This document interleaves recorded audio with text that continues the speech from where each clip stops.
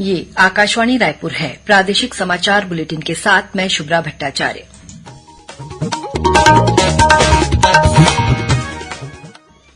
और अब पेश है आज के मुख्य समाचार। प्रधानमंत्री नरेंद्र मोदी ने 1 लाख से अधिक नवनियुक्त कर्मियों को नियुक्ति पत्र वितरित किए। कहा कि उनकी सरकार ने भर्ती प्रक्रिया को पारदर्शी और तेज बनाया है। छत्तीसगढ़ में केंद्रीय वाणिज्य और उद्योग राज्य मंत्री अनुप्रिया पटेल ने 75 अभ्यर्थियों को नियुक्ति पत्र प्रदान किए। भारतीय जनता पार्टी ने राज्यसभा चुनाव के लिए छत्तीसगढ़ से अनुसूचित जनजाति वर्ग के रायगढ़ के गोड़ राजा देवेंद्र प्रताप सिंह को उम्मीदवार बनाया है। भारतीय थल सेना में अग्निवीर भर्ती के लिए ऑनलाइन आवेदन की प्रक्रिया कल 13 फरवरी से शुरू होगी और आगामी 24 घंटों के दौरान रायपुर, बिलासपुर और सरगुजा संभाग के कई जिलों में गरज चमक के साथ बारिश होने की संभावना। अब समाचार विस्तार से। प्रधानमंत्री नरेंद्र मोदी ने कहा है कि उनकी सरकार ने भर्ती की समूची प्रक्रिया को पूरी तरह पारदर्शी बनाया है और भर्ती प्रक्रिया को निर्धारित समय सीमा में पूरा करने का काम किया जा रहा है ताकि प्रत्येक व्यक्ति को अपनी अपनी क्षमता प्रदर्शित करने का समान अवसर मिल सके। प्रधानमंत्री ने नवनियुक्त कर्मचारियों को आज वीडियो कॉन्फ्रेंस के माध्यम से रोजगार मेले में 1 लाख से अधिक नियुक्ति पत्र वितरित किए। श्री मोदी ने कहा कि प्रत्येक युवा ये जानता है कि यदि वो कठिन परिश्रम करेगा तो अपने लिए सही स्थान बना पाएगा। उन्होंने कहा कि 2014 से उनकी सरकार निरंतर प्रयास कर रही है कि देश के युवाओं को विकास प्रक्रिया में भागीदार बनाया जाए।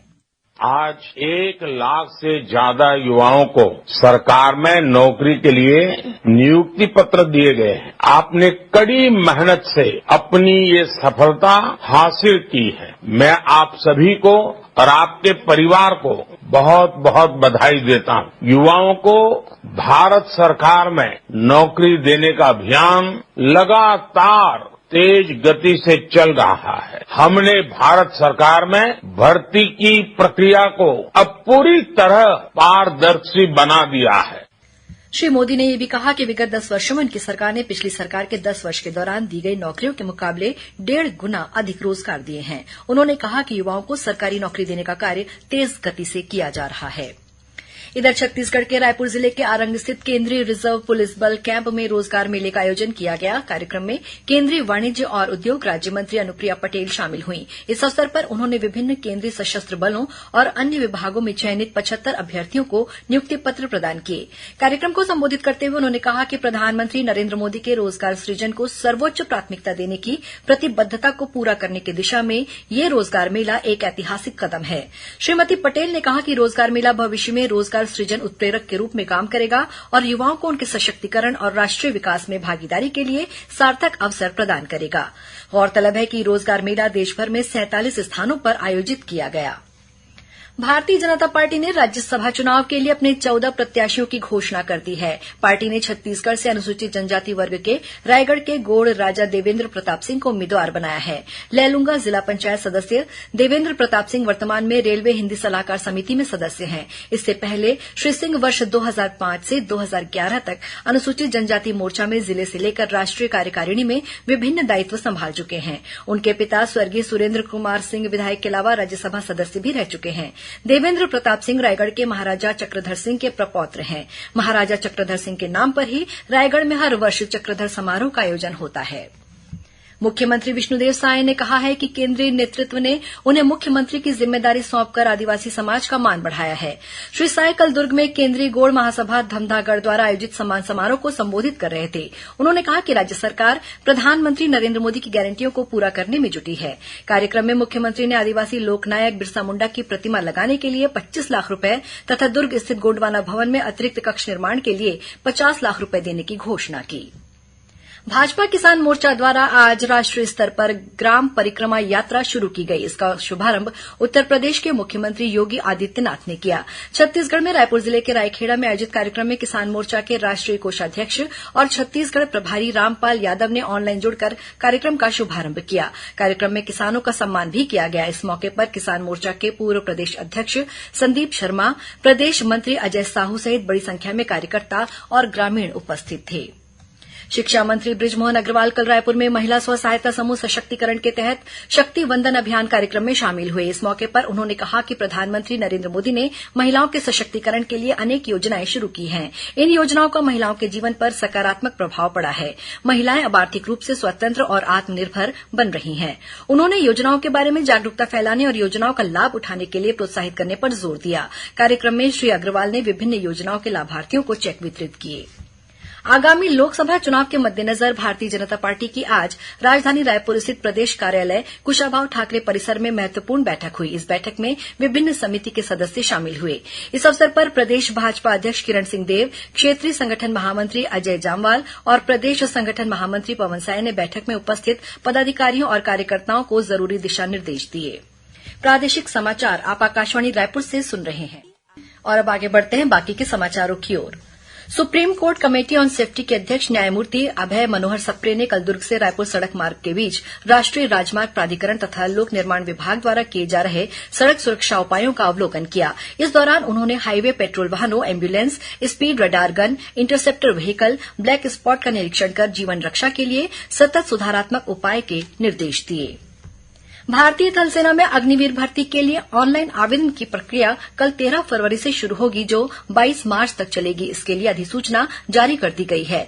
अग्निवीर की भर्ती जनरल, तकनीकी, क्लर्क, ट्रेडमैन, महिला सैन्य पुलिस और रेगुलर कैडर भर्ती, धर्मगुरू, नर्सिंग सहयोगी और हवलदार एसएससी पदों पर होगी। ऑनलाइन परीक्षा 22 अप्रैल के बाद होने की संभावना है। इस साल बस्तर संभाग के लिए जगदलपुर में ऑनलाइन परीक्षा केंद्र बनाया जाएगा। सुकमा जिले के जगरगुंडा इलाके से माओवादियों द्वारा 4 मजदूरों का अपहरण करने की खबर मिली है। मिली जानकारी के अनुसार जिले के टेकलगुड़ा, जुन्नागुड़ा इलाके में जल जीवन मिशन का कार्य चल रहा है।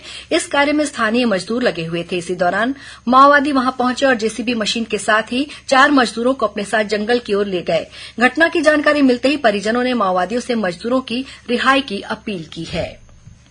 आयकर विभाग ने दावा किया है कि पूर्व मंत्री अमरजीत भगत ने अपने करीबी सहयोगियों के माध्यम से 13 करोड़ रुपए की कथित अवैध कमाई को जमीनों की खरीदी में निवेश किया है। आयकर विभाग की ओर से जारी लिखित बयान में बताया गया है कि रायपुर, सरगुजा, सीतापुर और रायगढ़ के 25 से अधिक परिसरों पर पिछले दिनों छापे की कार्रवाई की गई। इस दौरान पता चला कि पूर्व मंत्री श्री भगत ने अपने करीबियों के माध्यम से नगद 13 करोड़ रुपए की अवैध कमाई की है। उन्होंने इस राशि का रियल एस्टेट में निवेश किया है। रायपुर रेल मंडल के सिलियारी मांढर रेलखंड के संपार फाटक पर अप डाउन और मिडिल लाइन में गर्डर लॉन्चिंग अपग्रेडेशन कार्य के कारण कुछ गाड़ियों का परिचालन प्रभावित रहेगा। 16 फरवरी को रायपुर बिलासपुर मेमू पैसेंजर रद्द रहेगी। वहीं 19 फरवरी को Bilaspur Raipur MEMU passenger special Bilaspur से रद्द रहेगी। बीजापुर जिले के माओवाद प्रभावित ग्राम बेचरम में प्राथमिक शाला भवन का उद्घाटन गांव की महिला बुधरी बाई ने किया। इस मौके पर उपस्थित जिला कलेक्टर अनुराग पांडे ने कहा कि ज्ञान के दिए से ही आतंक का अंधेरा छटेगा। उन्होंने ग्रामीणों को शिक्षा का महत्व बताते हुए कहा कि शिक्षा एक ऐसा माध्यम है जिससे हर विपरीत परिस्थितियों पर विजय प्राप्त की जा सकती है। इस दौरान कलेक्टर ने ग्रामीणों से उनकी समस्याओं की जानकारी ली और समाधान का आश्वासन दिया। कल विश्व रेडियो दिवस है। इस अवसर पर प्रदेश भर में विभिन्न कार्यक्रम आयोजित किए जाएंगे। राजधानी रायपुर में old listeners group of Chhattisgarh के तत्वाधान में कार्यक्रम का आयोजन किया जाएगा।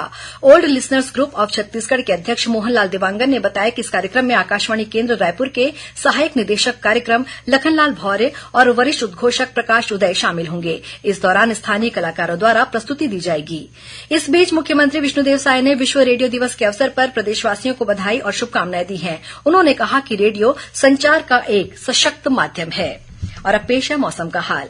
प्रदेश में एक बार फिर मौसम का मिजाज बदल गया है। बीते 24 घंटों के दौरान रायपुर, बेमेतरा, कवर्धा, बलौदाबाजार और बसना के अलावा सरगुजा संभाग के मैनपाट सहित कई इलाकों में जोरदार बारिश हुई है। इस दौरान कई जगहों पर ओले भी गिरे। बेमौसम बारिश से रबी फसलों के साथ ही सब्जी की फसलों को भी नुकसान पहुंचने की संभावना है।